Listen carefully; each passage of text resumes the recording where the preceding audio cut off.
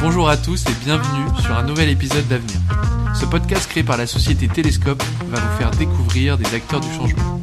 Ces personnalités exceptionnelles ont toutes un point en commun, elles ont une vision très précise de l'avenir. Ces hommes et ces femmes sont visionnaires dans leur société, leurs idées et leurs projets. Dans ce podcast, nous allons donc décortiquer leur parcours personnel et professionnel, leur histoire, mais aussi et surtout essayer de comprendre comment ils comptent changer demain. Bonjour à toutes et à tous. Dans ce nouvel épisode d'Avenir, nous accueillons aujourd'hui Ludovic de Jouvencourt de Chasles. Donc, c'est le CEO de Prélo. En quelques mots, Prélo, propose un service qui permet de devenir copropriétaire d'une résidence secondaire. J'ai fait très courte. On va en parler plus en détail au fil du podcast, mais tout d'abord, comment tu vas, Ludo ? Ça va super bien, merci. Ok. Comment se porte le marché de l'immobilier en ce moment ? C'est pas une surprise, en ce moment le marché de l'immobilier c'est pas facile. En fait, on fait partie de ces marchés qui sont tributaires de la santé économique du pays, comme plein d'autres. Et en particulier parce que c'est un des marchés dans lequel les clients et les consommateurs peuvent acheter à crédit. Et donc en ce moment, les taux remontent très fortement. Et donc il y a une très forte frilosité d'une part des acquéreurs mais aussi des banques pour financer des acquisitions, ce qui veut dire que forcément tous les acteurs de l'immobilier sentent un ralentissement du business qui me semble logique. Je sais pas si tu as vu le dernier baromètre des meilleurs agents, mais c'est vrai que là, dans toute la France, les prix ont assez chuté un peu partout. Mais bon, on va en parler un peu plus en détail plus tard dans le podcast. Je sais pas si tu le sais, chez Télescope, on aime en apprendre plus sur nos invités. Donc on va faire un bond dans le passé si tu le veux bien. Est-ce que tu peux nous dire d'où est-ce que tu viens, où est-ce que tu as grandi, et nous parler de ton enfance un peu, si tu as des anecdotes à nous raconter? J'ai sûrement beaucoup d'anecdotes, mais je sais pas si je vais pouvoir je sais pas s'il y en a une qui va me venir à l'esprit maintenant. Mais je suis né à La Réunion, j'ai grandi à La Réunion, et je suis arrivé en métropole à 15 ans. Parce qu'en fait, mes parents avaient décidé que mes résultats scolaires n'étaient pas assez bons, et donc ils ont pris un peu la décision de m'envoyer en internat et partiellement en famille d'accueil pour finir mon lycée. Et donc c'est ce qui m'a permis d'obtenir mon bac. Et ensuite, j'ai prolongé toutes mes études en métropole jusqu'à travailler en métropole. Ok. Et du coup, t'as fait quoi comme études une fois arrivé en métropole? Alors quand je suis arrivé en métropole, j'ai fini mon bac S. Ensuite, j'ai fait un IUT technique de commercialisation. Et ensuite, je suis parti en école de commerce. Le choix d'aller en école de commerce, c'est que j'avais pas une orientation très claire de ce que je voulais faire à très long terme. Je me suis dit, je vais partir sur le parcours le plus généraliste qui me permette de faire du business et d'apprendre des choses en lien avec toutes les problématiques du développement d'une entreprise. Et je pense que c'était le bon choix parce que ça m'a ensuite permis de commencer à affiner mon œil sur ce que je voulais faire à long terme. Donc trouver des entreprises qui correspondaient à mes choix de carrière, et c'est ce qui m'a amené à être là aujourd'hui. Est-ce qu'à ce moment-là, l'immobilier t'intéressait déjà ? Alors oui et non. Disons que mon père est dans l'immobilier depuis toujours. J'ai toujours eu des très bons rapports sur les sujets business et immobilier avec mon père depuis que je suis petit. Par contre, je me suis toujours auto-persuadé que je voulais pas faire ça. Et en fait, j'ai d'abord commencé à travailler dans la tech, et donc vraiment sur des sujets qui n'ont rien à voir avec l'immobilier. Jusqu'à il y a quelques années, je me suis rendu compte que vraiment ça m'intéressait profondément, et donc j'ai décidé de rebrousser un petit peu chemin sur ce préjugé que j'avais sur l'immobilier, même si en fait ma famille, et quand je dis mon père, mais c'est aussi mon frère et une bonne partie de ma famille sont dans l'immobilier depuis toujours, et donc j'ai envie de dire que toutes les routes mènent à Rome. Et alors, toujours un peu sur le thème de l'enfance, est-ce qu'il y avait un métier que tu rêvais de faire, peut-être? T'as parlé du fait que tu savais pas trop ce que tu voulais faire ado, mais est-ce qu'il y avait un métier de rêve quand t'étais enfant?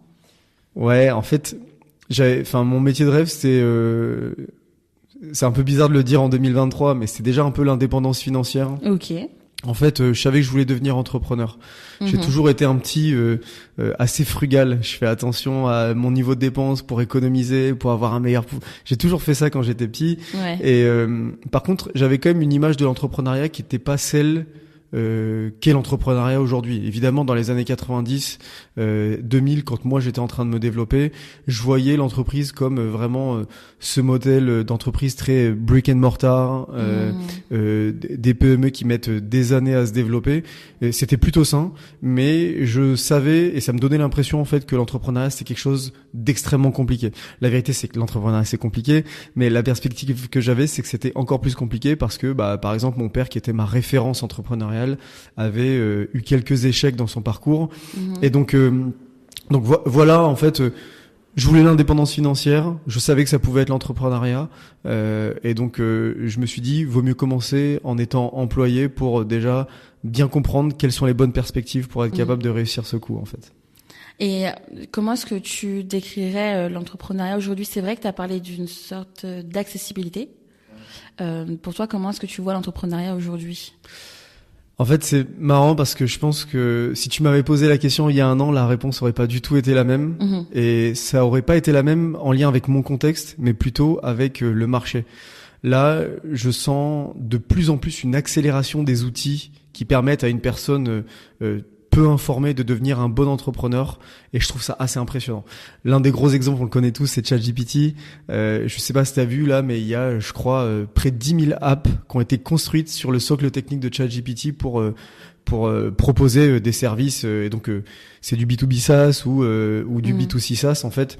Mais je trouve ça dingue parce que maintenant, il y a toutes les composantes disponibles en ligne à portée de main pour être capable de faire un bon business en ligne depuis chez soi.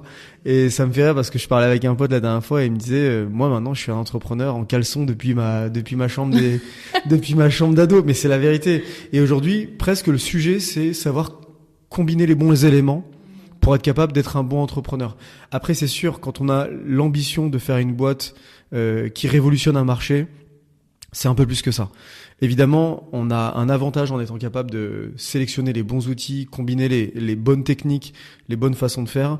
Mais évidemment, quand on s'adresse et on s'attaque à un marché qui nécessite de construire quelque chose d'assez profond, ça va demander du temps et des efforts. Et là, pour le coup, c'est pas quelque chose qui se fait en un week-end, en un mois, voire même en un an. Ça va mettre beaucoup de temps et faut être capable de concentrer ses efforts malgré le fait que les résultats peuvent ne pas arriver tout de suite. Et c'est très intéressant ce que tu dis. Est-ce que, du coup, je pense que oui, mais c'est le cas pour le marché de l'immobilier. En particulier, on regarde beaucoup de startups qui sont lancées sur le marché de l'immobilier avec des propositions de valeur qui sont vraiment intéressantes, mais qui sont souvent dans le sens de ce que le marché propose depuis maintenant des années, voire des générations. C'est un marché qui est dur à bouger pour plein de raisons.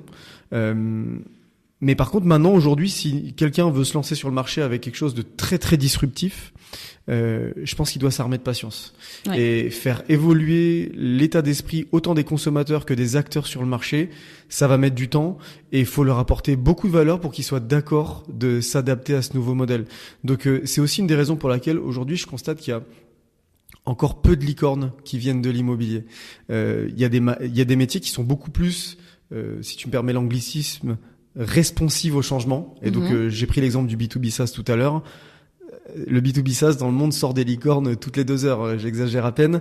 Alors que dans l'immobilier, ça met beaucoup plus de temps. Oui, c'est clair. Parce qu'en fait, il y a cette forme de lenteur et de stabilité sur un marché et un socle économique qui est très très lourd en fait. L'immobilier pèse très très lourd dans l'économie français, européen, mondial. Et donc forcément, c'est plus compliqué à disrupter. Est-ce qu'il n'y a pas aussi cette question de confiance? Je parle peut-être dans le cas B2B de la PropTech qui peut prendre du temps à s'installer, comme c'est un marché qui est quand même assez complexe et où le digital a pas forcément encore totalement pris sa place dans le marché, on va dire. Complètement. En fait, tu prends l'exemple du B2B, mais c'est aussi le cas dans le B2C, pardon. En fait, pourquoi? Parce que acheter un bien immobilier ou se doter d'un nouvel outil qui permette d'être meilleur pour vendre de l'immobilier. Donc là, je prends les 2 exemples du consumer ou du B2B. Et ça a un impact fort. D'une part d'un point de vue financier, parce qu'en fait, quand je compare côté B2C, quand je vais acheter un bien immobilier, je vais m'engager sur 20 ans sur une valeur monétaire qui représente presque plus que mon capital et mon patrimoine aujourd'hui. Donc c'est beaucoup plus engageant que si j'achetais un panier de courses sur Frishti ou Gorillaz, tu vois. Et donc c'est beaucoup plus facile de tester un modèle avec un panier moyen plus petit, un modèle innovant avec un panier moyen plus petit, parce que je prends un niveau de risque qui est minoré. Et donc c'est plus facile de créer du repeat, et ensuite je me dis ok, je deviens client engagé et habitué. Sur l'immobilier, c'est beaucoup plus compliqué. Donc une boîte qui arrive avec un modèle disruptif, on préfère attendre, observer ce qu'elle fait, quels sont les résultats, avant de se dire je vais m'engager avec eux. Et potentiellement, cette attente, ça peut être 5 ans en fait. C'est clair. Une personne qui veut acheter sa résidence principale, sa résidence secondaire ou faire un investissement locatif, c'est évidemment un projet qu'elle a, mais elle a une temporalité qui peut être de 5 ans, voire même de 10 ans pour faire ce projet-là. Si tu vas dans la rue faire un panel et faire un questionnaire auprès des gens, tu leur demandes est-ce que vous avez prévu d'investir dans l'immobilier, je suis presque certain que 9 personnes sur 10 vont te dire oui. Mais la réalité, c'est que ces gens-là vont passer à l'action dans des années, peut-être rapidement, mais beaucoup d'entre eux dans des années. Et donc l'enjeu, c'est d'être capable d'apporter ce niveau de confiance à très long terme, et ce niveau de pérennité qui fait que au moment où ils vont passer à l'acte d'achat, toi t'es là. Ok, on va parler maintenant de Prélo, si tu veux bien. Ouais. On a fait bien une belle transition. Alors, d'où vient l'idée de Prélo ? Alors en fait, déjà, avec mon associé, on s'était dit très tôt, avant de lancer Prélo, qu'on voulait travailler une problématique dans l'immobilier qui est l'accessibilité. On n'est pas les seuls là-dessus, mais en tout cas, on voulait vraiment se dire, on permet à quelqu'un qui n'a pas forcément les moyens d'acheter de l'immobilier aujourd'hui de devenir propriétaire. On s'était rendu compte qu'en fait, il y avait déjà pas mal de startups qui adressaient cette problématique, d'une part sur l'investissement locatif, mais aussi sur la résidence principale. Donc, on a commencé à étudier le marché de l'investissement, de la résidence secondaire, sans grande conviction, et on s'est vite rendu compte en fait que c'est un marché qui est extrêmement profond. Donc, la résidence secondaire, pour donner quelques chiffres, c'est 10% des transactions immobilières chaque année, et c'est passé à 13% en 2021. Donc c'est une masse monétaire assez élevée. Par contre, il y a aujourd'hui aucune entreprise qui est très clairement identifiée comme leader de la résidence secondaire, et voire même aujourd'hui, quand une personne va acheter sa résidence secondaire, elle se sent complètement seule dans sa démarche, et à plein d'égards en fait. Pourquoi ? Parce que souvent une personne qui va acheter sa résidence secondaire, il va aller acheter un bien qui ne correspond pas à la typologie de bien dans lequel il a toujours vécu. Je prends l'exemple du Parisien. Un Parisien a toujours vécu dans un appartement en copropriété, et d'un coup il va se mettre à acheter une maison de campagne ou un chalet au ski ou un appartement au bord de mer. Ça nécessite une expertise et un niveau de connaissance locale sur la technique du bien, etc., qui fait que cette personne est un peu livrée à elle-même, et malgré tout, avec ce niveau de complexité et ce niveau de déception que découvre le marché, c'est-à-dire les gens quand ils vont acheter leur résidence secondaire, il y a beaucoup de déceptions qui sont découvertes a posteriori, malgré ça représente 10% des transactions chaque année. Donc on s'est dit, il y a une vraie opportunité à venir gommer toutes les douleurs et toutes les problématiques d'un néo-acquéreur de résidence secondaire avec le service de Prélo. Et c'est comme ça qu'on est rentré dans cette problématique. Donc, du coup, par rapport à ça, donc vous m'avez dit que vous n'étiez pas les seuls, mais qu'est-ce qui vous différencie aujourd'hui de vos concurrents ? Alors, on n'est pas les seuls à attaquer l'accessibilité. Aujourd'hui, on se considère comme seul en France sur la résidence secondaire. Mais ce qui rend notre service particulièrement différenciant, c'est qu'aujourd'hui, on favorise l'accessibilité par le biais du coachat. Donc, dans notre analyse de comment une résidence secondaire se consomme, on s'est rendu compte qu'en moyenne, un Français passait moins de 45 jours par an dans sa résidence secondaire. Okay. Et que ces 45 jours n'étaient pas forcément distribués systématiquement en haute saison. Et donc, du coup, on s'est dit, il y a une forte possibilité que le coachat ait du sens. Mais à ça, sont venus s'ajouter d'autres problématiques. C'est le niveau d'expertise dont on a parlé il y a quelques minutes, mais surtout le temps. En fait, on s'est rendu compte que une résidence secondaire, ça demande beaucoup de temps en termes de gestion, et que un propriétaire qui passe moins de 45 jours par an, va souvent passer la majorité de son temps en vacances à s'occuper de sa résidence secondaire. Donc faire son jardinage, régler les petits bobos, recruter peut-être une personne pour, pour faire du gardiennage, etc. Donc en fait, le value for money, d'une certaine façon, n'était pas idéal. Donc on a lancé ce modèle innovant de co-achat. Donc en gros, on rassemble entre 2 et 8 personnes au sein d'une SCI pour faire l'acquisition du bien. Okay. Une fois propriétaires, ils ont accès à un calendrier intelligent qui leur permet de se partager la quote-part de nuitées et réserver leurs vacances. Okay. Donc une part donne accès à 44 nuitées sur le calendrier et une personne peut acheter jusqu'à 4 parts d'un même bien. D'accord. Il peut acheter autant de parts qu'il veut sur les autres biens, mais en tout cas jusqu'à 4 parts d'un même bien. Et donc nous, on s'occupe de l'intégralité de la conciergerie du bien. Donc ça va de la dimension administrative, des petits bobos, du jardinage, de l'entretien de la piscine, à la dimension administrative, hein, je l'ai dit, mais aussi à la location saisonnière. Donc c'est-à-dire quand les propriétaires ne sont pas là, l'enjeu c'est de faire en sorte que le bien soit équilibré pour vraiment être un vrai vecteur d'enrichissement patrimonial. Et donc tout ça, c'est fait dynamiquement avec notre calendrier intelligent. Donc en gros, c'est une résidence secondaire jusqu'à 8 fois moins cher, gérée. Quand on vient dans son bien, c'est comme à l'hôtellerie, et quand on n'est pas là, ça nous rapporte de l'argent. Ok, et jusqu'à combien les personnes peuvent co-investir ensemble? Jusqu'à combien de personnes? Donc c'est maximum 8. Donc toutes les SCI sont divisées en 8 parts. Et donc une personne peut prendre 1, 2, 3 ou 4 parts du même bien. Donc le minimum de personnes, c'est 2 personnes qui ont pris 4 parts, donc ça fait 2. Et le maximum, c'est 8 personnes qui ont pris une part chacune. Ok. Et comment est-ce que ça se passe quand des personnes veulent occuper la résidence peut-être au même moment? En fait, on a différencié 3 typologies de nuitées. Donc les nuitées basse saison qui sont réservables très librement, les nuitées moyenne et haute saison. Et donc typiquement pour les hautes saisons, si par exemple on est dans un bien qui est positionné au ski, la haute saison ça va être pendant la période d'hiver. Et si c'est un bien de type vacances estivales, la haute saison c'est pendant l'été. Et donc pour chaque part, il y a une semaine haute saison garantie. Donc c'est-à-dire si mon client me dit, ou en tout cas mon futur client me dit, moi je veux partir 3 semaines au ski chaque année, je sais d'ores et déjà qu'il doit acheter 3 parts du même bien en fait. Ou d'autres parts sur d'autres biens dans cette localisation, par exemple dans les Alpes ou dans les Pyrénées. Mais malheureusement, il n'est pas possible de partir toute la haute saison quand on ne possède qu'une part du bien. Il faut trouver aussi un juste équilibre. Après aujourd'hui, on se rend compte que voilà, nos clients comprennent parfaitement la logique et ça correspond à leurs attentes. Est-ce que vous avez des villes ou des secteurs où il y a un peu plus de demandes du coup pour la résidence secondaire? Complètement. En fait, on se rend compte que on a 3 zones de demande majoritaires. C'est d'abord le sud, donc le sud-est évidemment, mais on considère aussi d'une certaine façon le sud-ouest, donc la côte basque, etc. Ensuite, la plus grosse zone qui concentre notre demande, c'est les Alpes. Et enfin, c'est toute la région campagne jusqu'à 2 heures de Paris. Donc vers le nord, tout ce qui est l'Oise, par exemple. Je viens de là. Ok, ça marche. Ou le sud. Enfin, vraiment toute la bande 2 heures autour de Paris.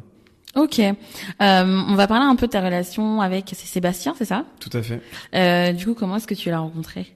Alors Sébastien, on s'est rencontré par hasard il y a quelques années. Je dirais 4-5 ans, j'avais un side project qui était une agence web et qui faisait du chiffre d'affaires alors que moi j'étais employé et je cherchais une personne pour reprendre toute la gestion de ce business-là. Donc j'ai lancé une campagne d'automatisation sur LinkedIn où Alaxi n'existait pas à cette époque-là, mais je l'avais fait avec un autre outil. Et je cherchais des profils qui avaient autant la dimension product technique que la dimension marketing. Et donc Sébastien est rentré d'une certaine façon dans cette automatisation. On a pas mal échangé et en fait on a bien matché directement. Finalement, il a pas repris ce projet-là. Il a lancé un autre projet dans l'immobilier qui s'appelait Happy Property, dans lequel j'ai investi, qui a été racheté par Mastéos, donc un acteur de la PropTech également. Et ensuite, il est devenu directeur marketing et produit de Mastéos pendant cette période-là. Et je savais en fait je voulais monter quelque chose avec lui. On avait ce bon match d'entrepreneurs. Et donc, quand moi j'étudiais les modèles qui pouvaient être intéressants pour nous, type Relo et les autres modèles que j'avais étudiés, je le faisais avec Sébastien. On s'est dit montons un truc ensemble, on regarde ça. Et finalement, quand on a trouvé le modèle, il a négocié son départ, j'ai négocié mon départ et on est parti sur Prelo. Ok. Et au niveau de votre personnalité, toi, t'as plus quel rôle dans votre duo et lui, comment vous vous complétez? Alors, jusqu'à présent, on avait une organisation au sein de l'entreprise qui était assez... alors, Sébastien était vraiment orienté vers l'intérieur, donc c'était vraiment tout le management des équipes, etc. Et moi, j'étais vraiment orienté vers l'extérieur. Okay. C'était relations investisseurs, relations presse, etc. Donc, grosso modo, c'est resté à peu près la même chose de mon côté aujourd'hui. Je continue à m'occuper de toutes les relations extérieures. Sauf que maintenant, j'ai repris la gestion du pôle commercial en plus, commercial et partenariat. Et Sébastien s'occupe majoritairement de tous les services support. On a fait cette réorganisation en particulier parce que on a racheté une entreprise récemment qui s'appelle Je rêve d'une maison, qui fait de la chasse en résidence principale. Et on s'est rendu compte que, en fait, on avait des activités et des métiers qui étaient très communs. Et donc, le fait de structurer une partie de ces métiers en service support et le fait que les directions commerciales reportent aux mêmes membres des fondateurs, ça avait du sens et donc on vient de faire évoluer l'organisation dans ce sens. Ça marche. Et vous êtes combien aujourd'hui chez Prelo? Aujourd'hui, on est 60. Ok, vous êtes une belle équipe. Vous êtes basé à Paris, du coup. Et au niveau de la culture d'entreprise, les valeurs, est-ce que tu peux nous en parler? Alors en fait, on s'est rendu compte qu'il y a plein d'éléments qui composent la culture d'entreprise chez nous. La première des choses, c'est la confiance. On en a parlé tout à l'heure. La confiance client, c'est hyper important pour nous. On se rend compte qu'à très long terme, c'est ce qui nous permet d'augmenter notre niveau de vente, parce que s'il y a le moindre couac sur la confiance qui se passe très tôt dans notre histoire, à très long terme, ça va avoir un niveau d'échelle dans le désagrément qui est monstrueux. Donc on préfère aujourd'hui moins vendre, mais systématiquement vendre avec un très bon niveau de confiance de nos prospects et de nos clients, et donc avec un très bon niveau de satisfaction, que le contraire. Ça, c'est le premier point. Le deuxième point, c'est on se considère comme des bâtisseurs. En fait, la façon dont on adresse la problématique aujourd'hui, elle est tellement innovante que on doit vraiment construire des choses tous les jours dans notre service. Et on doit évoluer très vite. C'est d'ailleurs aussi une des raisons pour laquelle nos clients sont très emballés par notre service, parce qu'en fait, notre service évolue et la qualité de notre service s'améliore chaque semaine, chaque mois. Mais aussi parce qu'en fait, on est des bâtisseurs au quotidien. On achète l'immobilier pour le transformer et ensuite le revendre. Donc il y a un niveau de pragmatisme, mais en même temps un niveau de profondeur dans notre responsabilité au niveau du produit qui fait que voilà, on se considère comme des bâtisseurs. Et après, le dernier point, c'est que c'est la convivialité. On se considère vraiment comme comme une famille. On se prend pas la tête, on se prend pas pour un autre, on se prend pas pour d'autres d'une certaine façon. On est des gens très simples. Même si on a levé de l'argent, même si on est une start-up qui fait une croissance rapide, on se rappelle que on est des gens simples. Et si on traite les choses simplement avec une posture qui est dans le respect systématiquement et la convivialité, on arrive systématiquement à avoir un très bon niveau de confiance et avoir un bon niveau de construction de notre service. On veut vraiment pas se considérer comme ces startups qui se voient trop grandes en fait. Oui. On fait très attention à ça, à l'humilité, et donc on essaie de faire en sorte que tout ça se retrouve dans notre quotidien et dans notre façon de nous comporter. Super. Et du coup, tu as parlé de levée de fonds. Vous avez levé aujourd'hui près de 15 millions d'euros. Est-ce que tu peux nous parler de cette croissance et de cette évolution ? Ouais, alors déjà, j'ai quand même envie de dire que il y a eu deux époques. Donc nous, Prelo, on s'est lancé en septembre 2021. On fait un premier tour de 2 millions d'euros avec Axeléo et plusieurs business angels. On a réussi à faire ce tour sur un PowerPoint. C'est une chance inouïe. Et ensuite, 4 mois plus tard, on lève 13 millions d'euros supplémentaires avec Otium Capital et Axeléo à nouveau. Et donc, il y a deux époques, c'est-à-dire déjà, ces deux tours ont été réalisés avant la crise qu'on connaît aujourd'hui. Oui. Aujourd'hui, on se rend évidemment compte que c'est beaucoup plus compliqué pour une start-up de lever des fonds, surtout à des valorisations qui culminent comme celles que nous, on a eues. Et donc, la complexité pour nous de gérer ce niveau de croissance, c'est déjà, en fait, il y a une forme d'urgence dans le fait de réaliser les choses bien. Et donc, faut recruter beaucoup de monde. Et recruter beaucoup de monde, c'est trouver les bons profils avec des packages qui soient attractifs, tout en restant sur un modèle qui soit équitable. Et ça, pour pas trop détruire la culture de boîte. Et donc, d'une certaine façon, on aurait pu aller beaucoup plus vite sur le recrutement et sur le déploiement de notre service. Mais on voulait aussi trouver un juste niveau d'équilibre pour faire en sorte qu'on trouve le bon niveau de pérennité de notre modèle à très long terme. Et quand je dis notre modèle, c'est notre modèle RH, modèle de rémunération des people, etc. Aujourd'hui, on arrive à trouver un très bon niveau de satisfaction et d'adhésion des équipes à notre culture de boîte et à notre start-up. Et je pense que c'est extrêmement important dans le contexte qu'on vit aujourd'hui. Donc voilà, ça a mis plus de temps qu'on le voulait, mais en tout cas aujourd'hui on arrive à une situation où on est vraiment satisfait. Ok, et aujourd'hui vous êtes 60, est-ce que vous, fin d'année 2023, vous visez combien de nombre de collaborateurs ? C'est compliqué à dire aujourd'hui, parce que ça va être évidemment tributaire du marché. Aujourd'hui, on continue à recruter, on recrute même encore beaucoup, mais on essaie aussi de faire en sorte qu'il y ait un juste équilibre entre l'accélération de nos recrutements et le rythme des ventes et le rythme du marché en face.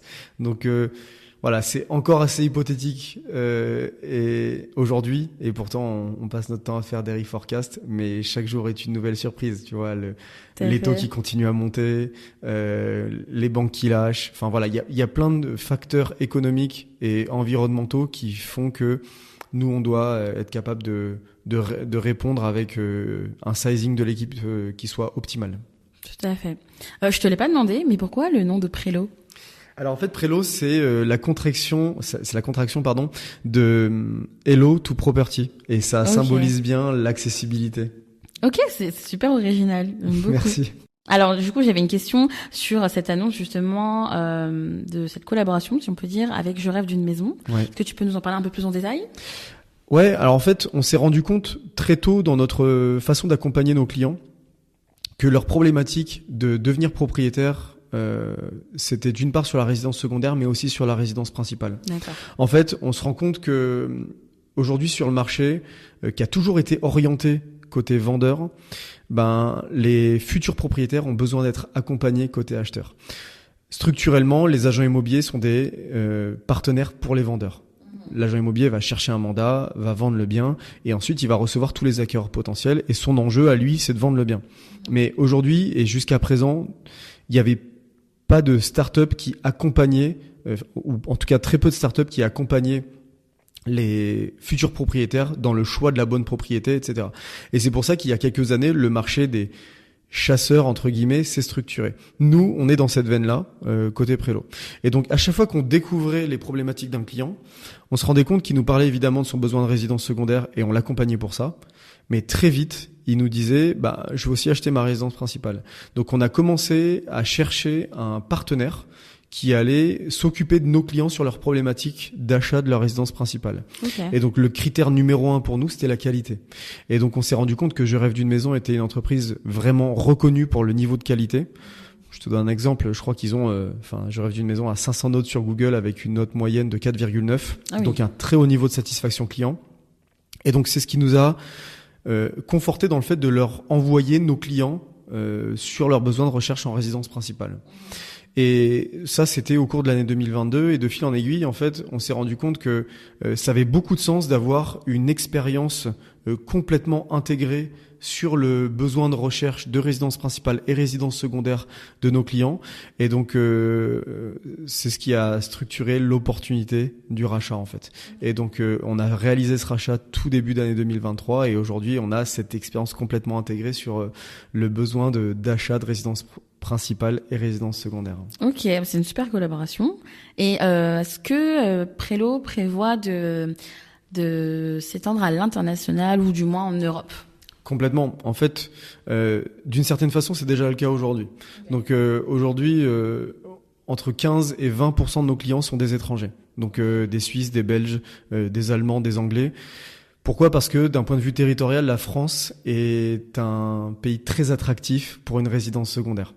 Donc ça, c'est la première étape de notre internationalisation. On commence à déporter notre marketing et notre logique d'acquisition dans les autres pays européens. Ensuite, la deuxième étape de notre internationalisation, c'est commencer à proposer des biens qui sont localisés dans d'autres pays. Et donc, ça sera d'ici l'année prochaine, voire l'année suivante, ça sera le cas en Espagne, au Portugal et en Italie, qui sont des zones et des pays fortement plébiscités par des néo-hackers de résidences secondaires en France, mais aussi à l'étranger. Ok, c'est super. Et alors, on va revenir un peu plus sur toi, si tu veux bien. En dehors du travail, c'est quoi un peu tes passions ? Alors, je vais pas mentir. Aujourd'hui, ma grande passion, ça reste ma boîte. Forcément, quand on a une boîte avec ce niveau d'ambition, on peut pas faire grand chose. Et je trouve ça presque triste de le dire, mais il faut aussi dire la vérité. J'ai pas la possibilité de faire grand chose de plus en ce moment. Après, avant ça, évidemment, ma grande passion, ça a toujours été le rugby. En fait, j'ai fait du rugby pendant 20 ans. Et c'est évidemment quelque chose que j'apprécie beaucoup, mais que je ne peux plus pratiquer aujourd'hui. Et dernièrement, ce qui a remplacé le rugby et qui vient compléter ma passion pour l'entrepreneuriat, c'est mon fils. Je suis papa depuis 4 mois maintenant. Ah, félicitations. Et ça prend beaucoup de mon temps perso. Donc, oui, tu m'étonnes. Donc voilà. Ok, super. Et est-ce que du coup, pour rejoindre un peu plus, mais en dehors de Prélo, est-ce que tu as des projets personnels ? Là, tu viens d'annoncer une super nouvelle, mais est-ce qu'il y a autre chose ? Non, pour moi, c'est vraiment ça. J'essaie de vraiment concentrer mes énergies sur les grandes priorités. Et comme tu imagines, ouais, ma grande priorité, c'est mon fils et Prélo. Donc, j'essaie de faire en sorte de pas trop me diversifier, sinon je vais pas m'en sortir. C'est clair. Est-ce que tu peux nous parler de ta plus grande fierté, que ce soit pro ou perso, que tu as depuis ces dernières années ? Ouais, en fait, je pense que ma plus grande fierté, c'est en fait quand j'ai commencé à pitcher le modèle de Prélo. Forcément, j'ai été très challengé par les gens qui m'entouraient à ce sujet-là. Voire même beaucoup de gens n'y croyaient pas. Et en fait, je me suis rendu compte que j'avais bien fait d'insister parce qu'en fait, la majorité des gens à qui je parlais n'étaient pas du tout dans l'audience, n'étaient pas du tout dans le persona. Aujourd'hui, un des éléments qui est très structurant chez Prélo, c'est que notre service, il est clivant. Il y a les gens qui ne sont pas dans le persona, ils veulent pas du tout en entendre parler, ils se disent moi je le ferai jamais. Et il y a les gens qui sont dans le persona, ils voient tout de suite l'intérêt pour eux et la relation qu'on a avec eux, elle est tout de suite fusionnelle. Et donc ça, c'est la première brique. La deuxième brique, c'est que j'ai réussi à convaincre des investisseurs de renom et donc des investisseurs qui sont assez institutionnels à nous accompagner et nous financer dans cette démarche de révolution de la propriété sur la résidence secondaire. Clairement, c'est pas un modèle facile et on sait que on va mettre des années, voire plus, à le démocratiser. Et aujourd'hui, réussir à convaincre des investisseurs de telle taille, c'est clairement c'est une fierté et ça nous donne la possibilité d'allègrement et calmement développer notre service pour faire en sorte que peut-être que d'ici 5, 10, voire plus, ça soit la façon la plus logique d'acheter sa résidence secondaire. Ok, et de façon un peu plus générale sur l'immobilier, comment est-ce que toi tu vois l'avenir de l'immobilier pour les prochaines années ? En fait, moi je le vois vraiment l'immobilier évoluer vers un mode de propriété fractionnée. D'accord. Donc c'est évidemment dans la tendance que nous on est en train de suivre chez Prélo, mais ça a forcément, enfin c'est aussi le cas sur l'investissement locatif et c'est aussi le cas sur la résidence principale.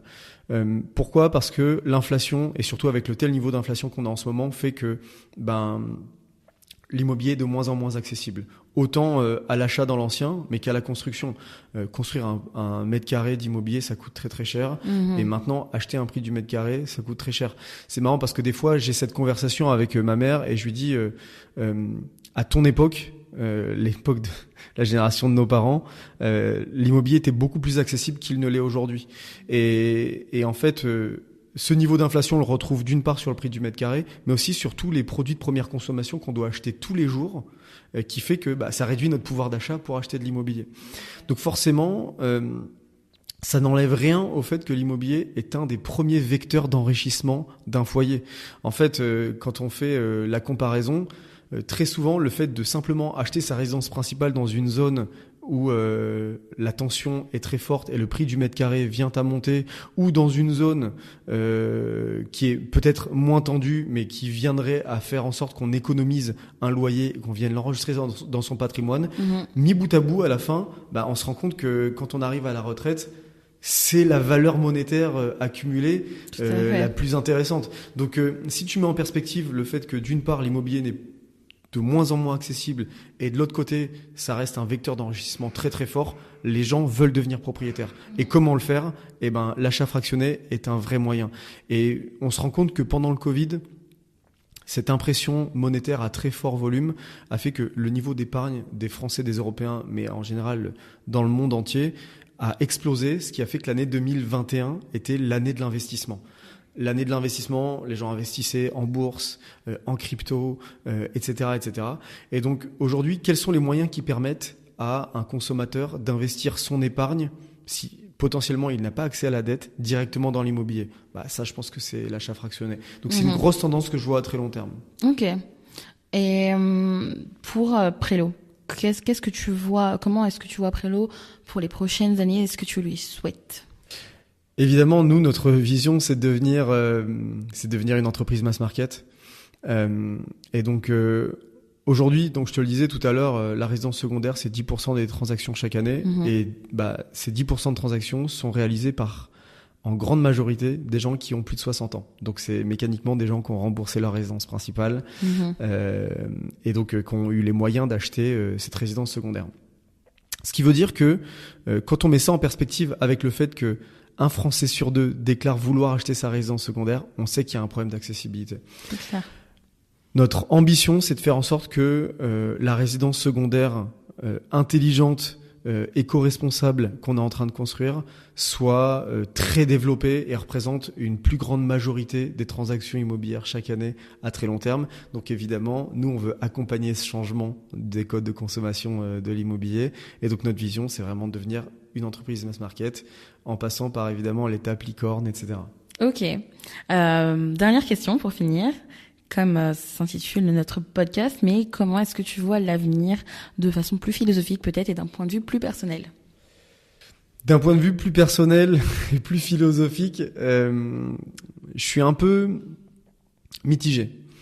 Déjà, je me rends compte qu'aujourd'hui, l'inflation et la crise accélèrent des phénomènes qui sont plutôt déceptifs.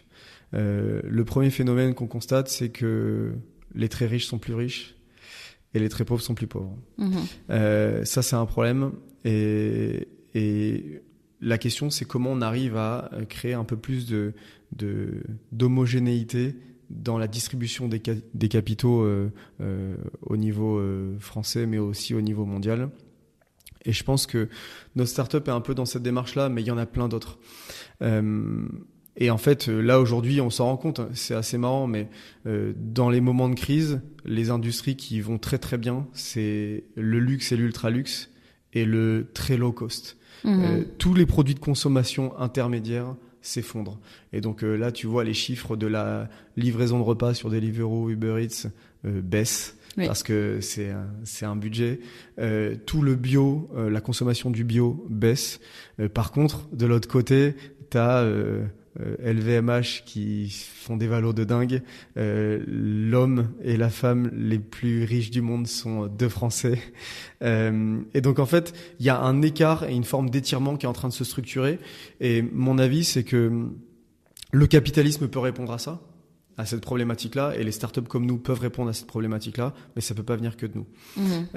Là, aujourd'hui, il y a un très gros niveau de tension sociale dans notre pays, et tu le vois avec les retraites, il y avait les gilets jaunes. Là, il y a un niveau d'enchaînement qui est un peu fort, qui exprime cette douleur des consommateurs d'avoir un pouvoir d'achat qui est trop réduit. Moi, je pense que la réponse va venir d'un rééquilibrage économique d'un point de vue purement politique. J'oriente pas vers une idée plutôt qu'une autre, mais je dis juste que le niveau de concentration monétaire et le niveau de concentration des capitaux chez les ultra-riches est un gros problème. Parce que plus un ultra-riche devient riche, plus il appauvrit les très pauvres. Ce qui est dingue dans notre contexte aujourd'hui, c'est que une boîte qui fait de la croissance, en fait, elle prend sa croissance à quelqu'un d'autre. Donc, en face d'une personne qui fait de la croissance en termes de valeur, il y a des humains qui font de la décroissance en termes de valeur, d'épargne, de patrimoine.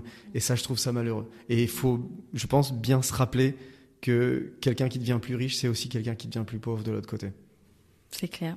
Mais écoute, merci Ludovic. C'était super comme échange. On te souhaite tout le meilleur pour Prélo et également pour toi. Merci. Et toi aussi. puis, on espère te recroiser très bientôt. Avec plaisir. Merci. C'est la fin de cet épisode d'Avenir, le podcast créé par la société Télescope, une carte de prospection qui permet aux professionnels de l'immobilier de prédire les transactions de demain. Si le podcast vous a plu, n'hésitez donc pas à le partager autour de vous. Vous retrouverez toutes les informations concernant notre invité directement sur le blog de Télescope. Si vous avez des questions ou envie de participer au podcast, vous pouvez nous écrire sur podcast@telescope.com.